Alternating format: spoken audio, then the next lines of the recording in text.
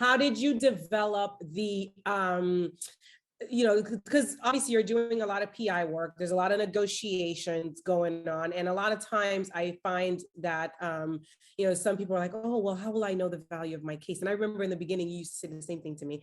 Well, how do I know? And I'm like, eventually you get to know. You'll feel it, you'll know, you'll do enough. So can you talk a little bit about that, like how you develop the skill in that area? Because once upon a time you were not a PI attorney at all, you were just doing the construction litigation. So how did you get to that? Well, as a defense attorney, I did a little bit of like personal injury defense, but the way that we're wired, the way that we're taught is very conservative. We're trying to attack every, claim of injury, every claim of pain and suffering. So switching took me a while as well. And I think through experience, you do one case and you set the bar a little bit higher than you thought you could get, and then you hit it and you're like, oh, well, can I go a little bit higher and a little bit higher? And sort of push the boundaries, and then early you realize, okay, I know the far extent, the threshold of the boundaries. And so you learn your range and how to play within it.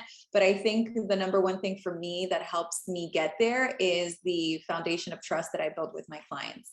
So when my clients come to me, it's very family oriented. I tell them, look, it's not going to be a quick process. It's not how I operate, but you have to have trust in me and you have to have patience, because I'm going to try to get you the maximum, compensation that we can get for this. And how do I do that? I make sure that we're constantly communicating with them, building their case, making sure that the steps that we take together are all moving the ball forward towards, that goalpost.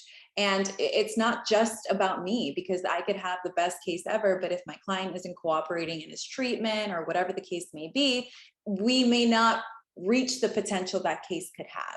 So Right. again, it's not like I woke up learning this, but as I made the process a little bit my own, I realized, okay, these are the things that matter.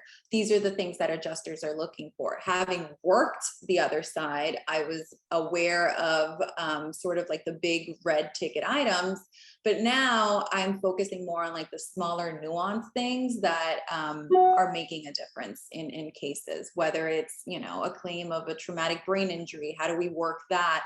Or, just emotional damage, which I tend to like these cases. They're more difficult to prove, but there's also more leeway in them. So, yeah, constantly learning, constantly pushing boundaries, and not being afraid to try to do something a little bit different in every case. Even though I could stick to the 10 steps, I choose to always try something new and see if it works.